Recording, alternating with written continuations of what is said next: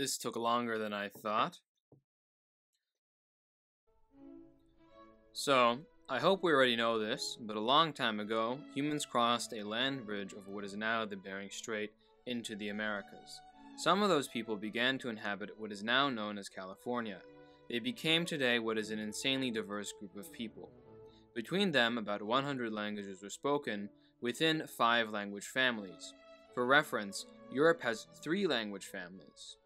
The tribal map looked something like this. The American Indians' diet would vary by climate and season, but generally they relied on hunting, fishing, and foraging in order to get by. Something that was a staple of their diets was this sort of acorn porridge, which they created by removing the tannic acid from the acorns. Their way of living was dependent on this relationship with their environment, and when Europeans began arriving in the Americas, this would be heavily disrupted. European contact meant European diseases, which the American Indians were more vulnerable to, which thus caused mass death among them. The subject matter of this video, however, covers the intentional death and suffering wrought upon these people beyond just diseases. In 1543, the Spanish landed in San Diego Bay in what is today California, but they did not send missionaries and soldiers in earnest until 1769.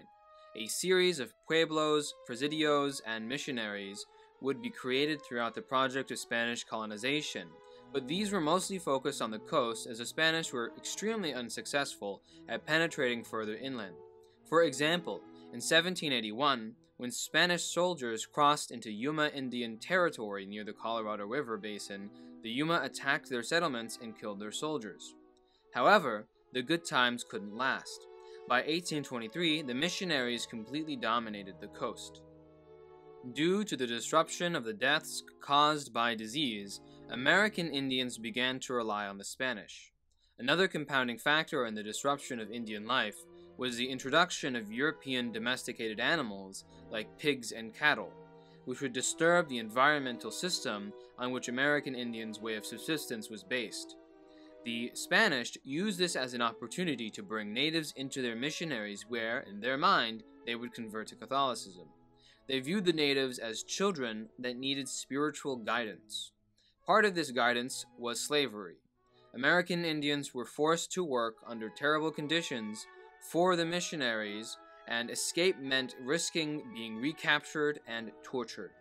Many still chose to flee, sometimes even choosing to starve in the wilderness.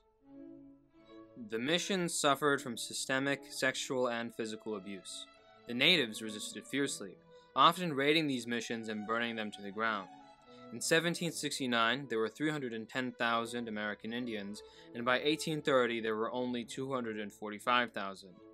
This period of suffering would soon be supplanted by another via the Mexican Revolution.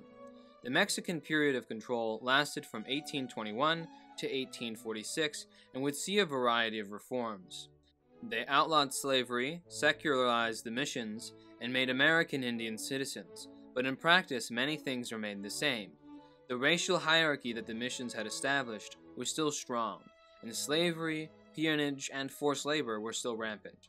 Indians were the backbone of Mexican California's agricultural industry. Rancheros ensnared American Indians under a sort of feudal paternalism, where a small rancher class controlled American Indian labor. During this period, the population took another hit as smallpox and, on a smaller scale, Mexican violence decimated them, so that by 1846 there were around 150,000 Indians. But soon, a more substantial plague would sweep across the country. In March of 1846, one John C. Fremont descended from the Rocky Mountains into the Sacramento River Valley. John was a U.S. Army captain who was aware of President Polk's desire to conquer California, wanted to be president himself someday, and found a wonderful opportunity to make his mark in U.S. politics by killing people. Under the pretext of protecting white settlers, he and his forces massacred somewhere between 175 to 1,000 Wintu Indians. The American-led genocide of the Californian Indians began here. Fremont would continue a campaign from Sacramento River Valley up through southern Oregon, slaughtering Klamath Indians on his path. As this campaign went on, the Mexican-American War began, ushering in a transitional period between American and Mexican rule. During this very brief window, from 1846 to 1848, the U.S. established control over California, but largely kept the Mexican system of feudal paternalism intact. The reason for this is that at this point, whites still relied on Indians for labor. The Indians were almost entirely peaceful, and because the Indians outnumbered the whites 15-1. This was until they found gold. At first, people tried to keep it a secret, but the word got out and settlers poured into California searching for fortune. And, unfortunately, for tribes like the Miwok and Nisenen, among others, the gold mines were located in their land. It really can't be understated how much the gold rush dramatically changed the Californian Indians' way of life. Many Indians were enslaved for the purpose of helping the influx of white settlers search for gold, while other Indians worked independently in order to potentially find gold and enrich themselves. Settlers would bring in their domesticated stock, which would deplenish the vegetation, and settlers would shoo away wild game, both of which the Indians relied upon. When Indians would take white settlers' stock in order to commit the terrible crime of not wanting to starve, the whites responded with collective punishment, killing members of the tribe irrespective of who took the cattle, and sometimes they did not even distinguish between tribes which they slaughtered.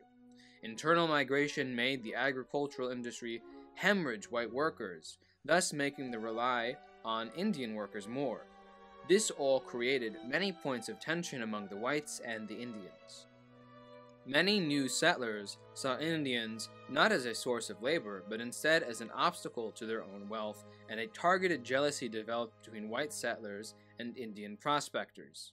Other settlers already had a bigotry against the Indians for previous confrontations in which they, the settlers, were the aggressors, and thus people from Oregon on their way to the gold mines indiscriminately killed Indians. Things would get worse by the end of 1848, where President Polk announced to the entire population of the United States that the accounts of the abundance of gold in that territory are of such an extraordinary character as would scarcely command belief were they not corroborated by the authentic reports of officers in the public service, who have visited the mineral district and derived the facts which they detail from personal observation. The white population thus exploded. By the end of 1849, the next year, the white population went from 25,000 to 94,000. These were people from the East, whose only experience with Indians was confined to propaganda purporting their supposed savagery. The whites came armed to the teeth. Many killings commenced at the mines, and, according to one report, the late emigrants across the mountains, and some Oregon trappers and mountaineers, had commenced a war of extermination upon them, shooting them down like wolves, men, women, and children, wherever they could find them. The whites took up the practice of scalping in order to record their kills, and to collect trophies of their victims. The majority of scalping in California was done by white settlers.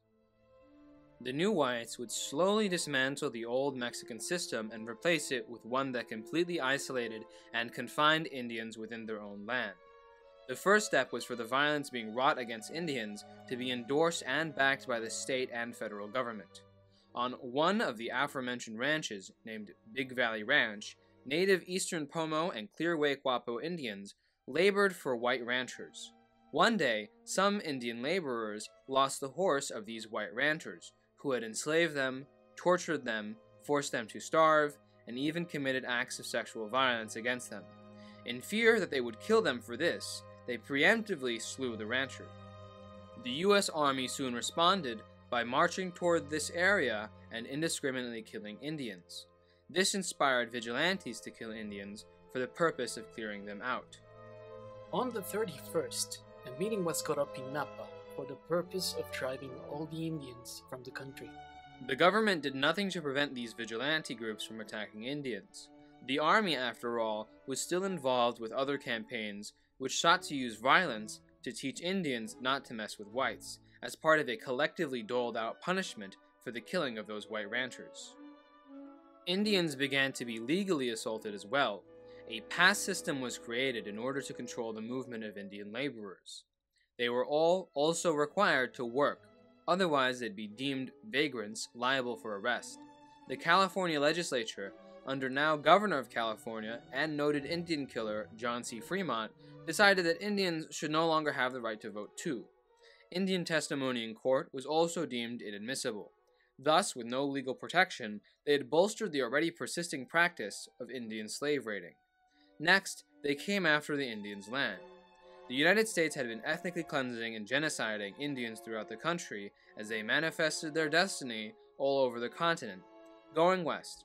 But, as one newspaper at the time put it, "There is now no farther west to which they can be removed.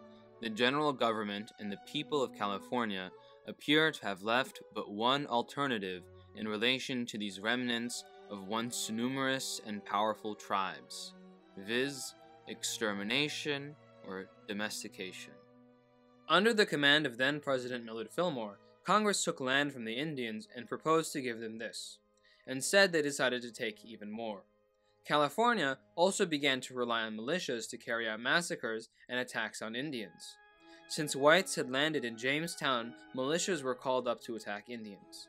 The Californian legislature created a permanent militia to fight Indians and facilitated the creation of voluntary militias, so that there were 303 militias with 35,000 members within the period of their operation.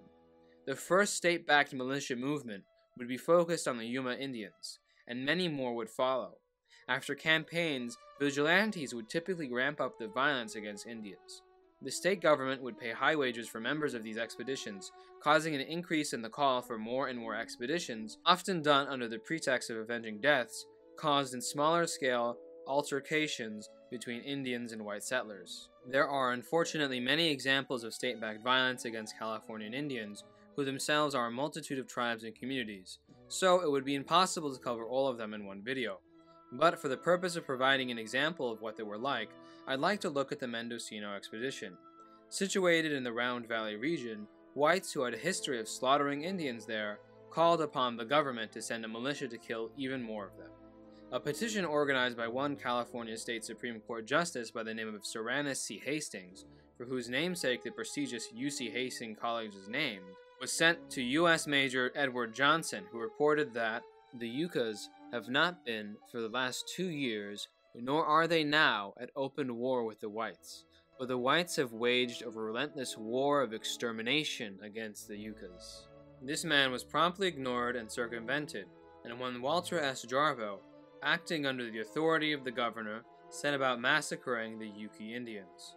Major Johnson reported to the governor about Jarboe's indiscriminate killings of men, women, and children, and Jarboe himself wrote to the governor that, "However cruel it may be, nothing short of extermination will suffice to rid the country of them, the Yuki." And yet, still, the support for Jarboe continued throughout the governor's term. As California began to pay for more and more expeditions against Indians, they accumulated a massive war debt, which they had hoped that the federal government would pay for, which, of course, they did. And now, the killing of Indians had been federally approved. The Indians attempted to fight back, as in the Antonio Gara Uprising in Southern California in 1851, but soon in 1854, it was made illegal to sell guns to Indians, thus making attacking them less costly. In 1855, the state of California gave even more of an incentive to kill Indians. Beyond just money, veterans of militias would be given 160 acres of land for participating in campaigns. Ethnic cleansings also contributed to the genocide of Californian Indians. By this point in America's history, given the experience with the Trail of Tears, it was well known that forcibly removing a large population and walking them off to some other land could kill a lot of people. Not only that, but it is also reasonably foreseeable that this would be the case. Nonetheless, the American government persisted in pushing them into reservations. Besides the issues of starvation that killed many, which was a genocidal policy, any Indian who resisted forced relocation would often be shot. According to a man of Nomlaki Indian descent, "They took the Indians to Covello. They drove them like stock, shot the old people who couldn't make the trip. They would shoot children who were getting tired. Finally, they got the Indians to Covello.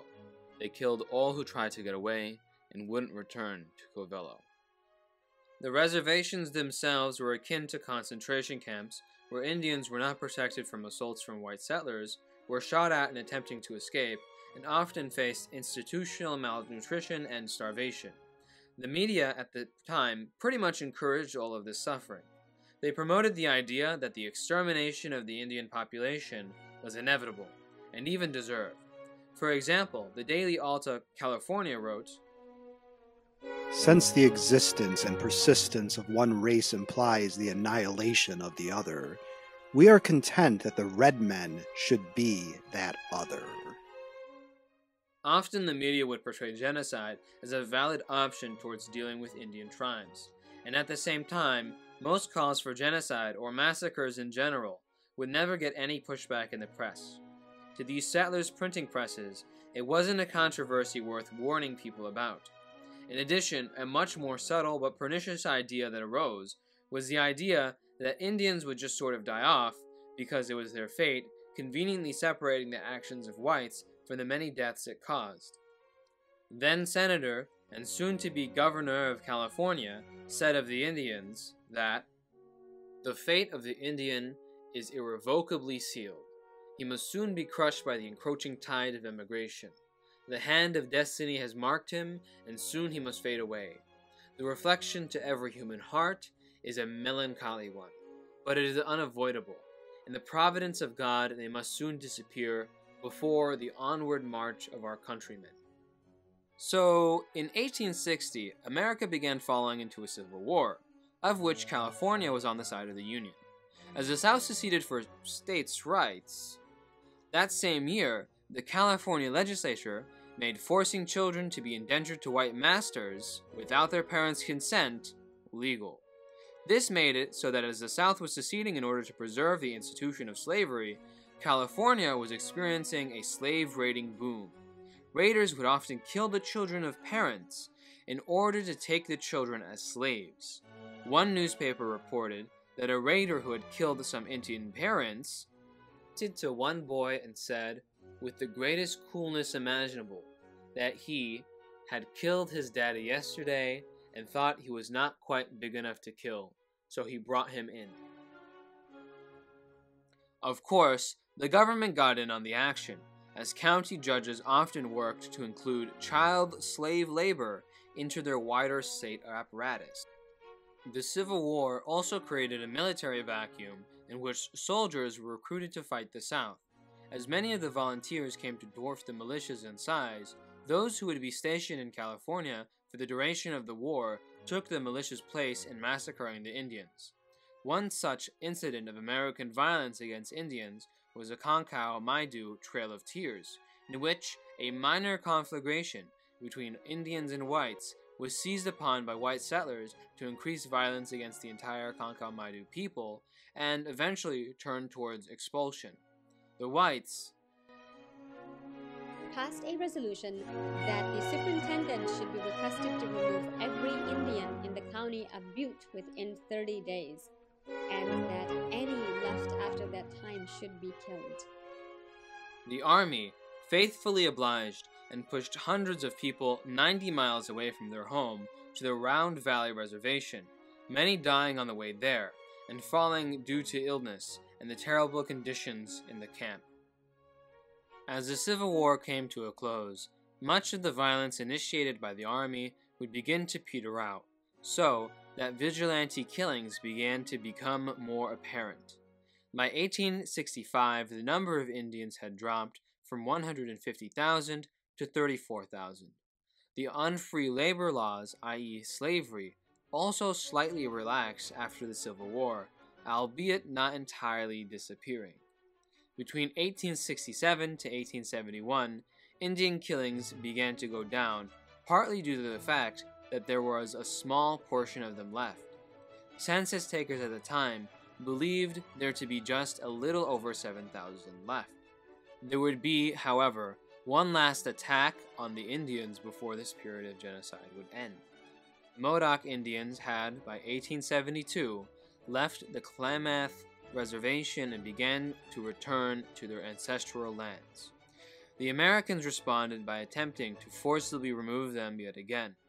As the U.S. Army began destroying Modoc villages, indiscriminately killing men, women, and children, the Modocs retaliated.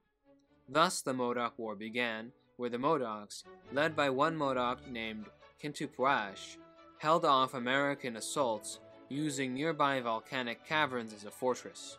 A months-long siege ensued where, on the American side, one Union Civil War general, William Tecumseh Sherman, yes, that Sherman, the one from the memes, wanted to end the siege so that no Indian would dare resist the forced removal to reservations. Instructing a general, he said, "I trust you will make such use of military force that no other Indian tribe will imitate their example, and that no other reservation for them will be necessary except graves among their chosen lava beds." Fearing another massacre, because at this point it should be obvious why, Kintupuash began planning a preemptive strike. He entered peace negotiations with the whites, and as the American general Sherman sent was signing some documents, he took out his revolver and shot him in the face. This was the first and only time that an Indian had ever taken down an American general. Under Sherman, the Americans ordered the extermination of the Modoc Indian. The President authorizes me to instruct you to make the attack so strong and persistent that their fate may be commensurate with their crime. You will be fully justified in their utter extermination. For the next couple of weeks, the Modoc Indians had effectively resisted this campaign of genocide, often gaining the upper hand against the Americans. In one attack, a Modoc named Scar-Faced Charlie taunted American soldiers, saying, "All you fellows that ain't dead had better go home. We don't want to kill you all in one day." As with all things, however, the good times couldn't last. The Modocs were running out of supplies. The Modocs had begun to fare poorly against their enemy, and many were captured or surrendered. Kintupuash would be hanged on October 3, 1873, and his head would be severed and sent to a museum in D.C. But ultimately, the Modocs as a whole survived total extermination.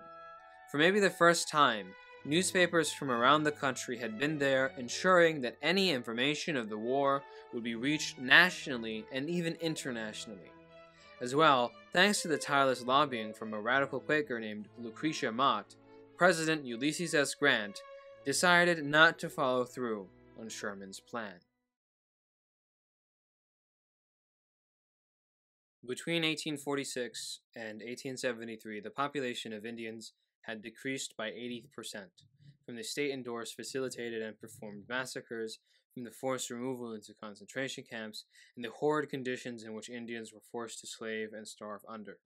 From 150,000 to perhaps 30,000, this population was cruelly and nearly exterminated. But today, they are still alive. Today, they are numbered at around 320,000, making up to 0.8% of California's Indian population, being the second highest number per state in the country.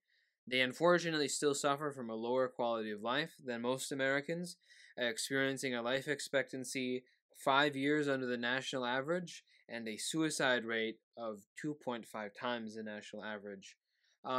More must be done in order to address this serious issue facing Native Americans. In California, some place names have finally begun being changed from the genocidal maniacs that had caused the near demise of their people, but many places still bear those names. Beyond this sort of cosmetic change, Indigenous activists are still struggling for broader recognition of their rights.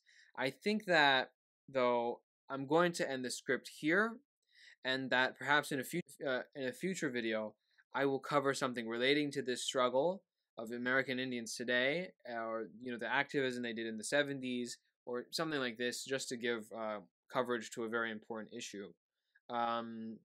With that, I want to thank everybody for watching this video. It took way longer than I thought it would take to come out, a week over, maybe 2 weeks over actually. But that's law school for you. So please, if you enjoyed the video, like, share, subscribe, comment, And now I'm going to read the names of the patrons over $7. The Rafiq. If you want to keep this kind of content going, I would really, really appreciate that. That is what I need. A giant thank you to Alex Ryanhard, Braz, Misaki, Rod B, Pyrotic Napalm, Avocado Kirby, Martial Law, and Ravignon. So thank you all very, very much for being my patrons and helping me through this time. I want to thank two channels in particular for sharing their voices to help me kind of make this video. So thanks to Shehnaz Haqqani, who runs the Islamic feminist YouTube channel What the Patriarchy, question mark, exclamation mark, where she creates videos on topics related to Islam, gender, feminism, and patriarchy. Her link is going to be in the description. I also want to thank a channel by the name of Indigenous Podcast. They are an Indigenous creator. They make a podcast discussing Indigenous issues and all sorts of things. So please go check them out. I really want to thank them for lending their voice on this issue and for them going over the script. And please check out all the other channels who provided their voices. I very much appreciated them. Thank you all. Subscribe and have a good night.